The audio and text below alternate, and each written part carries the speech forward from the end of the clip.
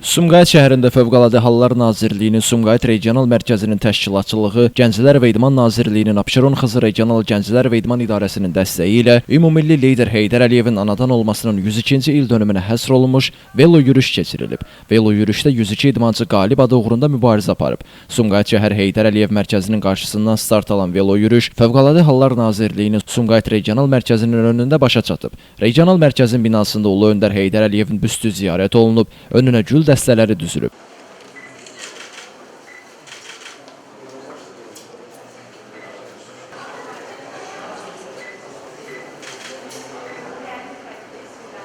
Fotostentə baxış keçirildikdən sonra tədbir rəsmi hissə ilə davam edib.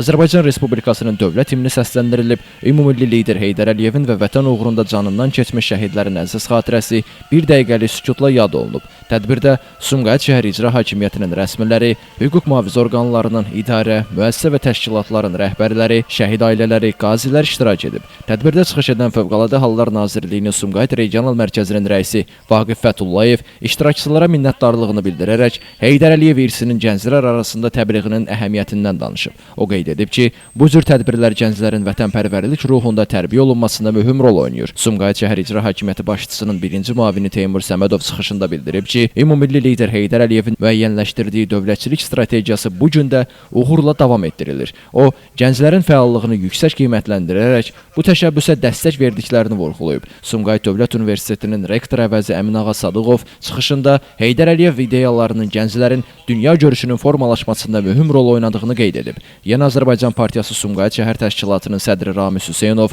dahi şəxsiyyət Heydər Əliyevin siyasi fəaliyyətindən danışıb. Abşeron Xızı Regional Gənclər və İdman İdarəsinin rəisi Telman Kərimov təşkil olunan tədbirin əhəmiyyətindən danışıb. Çıxışlarda Ulu Öndərin xatirəsinin hər zaman qəlbimizdə yaşayacağı qeyd olunub. Tədbir konsert proqramı ilə davam edib. Vətənpərvərlik ruhunda mahnılar səsləndirilib, şeirlər oxunub, rəqslər edilib. Şəhid övladlarından təşkil olunmuş Əmanət xor qrupunun üzvləri təltif olunub. Tədbir çərçivəsində idmançıların çıxışlarına baxış keçirilib, Fövqəladə Hallar Nazirliyinin dövlət yanğından mühafizə və xüsusi xilas etmə hissələrinin alət və avadanlıqları nümayiş olunub. Sonda Heydər Əliyevin anadan olmasının 102-ci il dönümü münasibətilə 102 ədəd ağac və gül kolu əkilib, 102 ədəd helium şarı səmaya buraxılıb. Elvin Qudrətov, Şəmstan Fikrətli, Elbrus İsmailov bu gün informasiya proqramı üçün.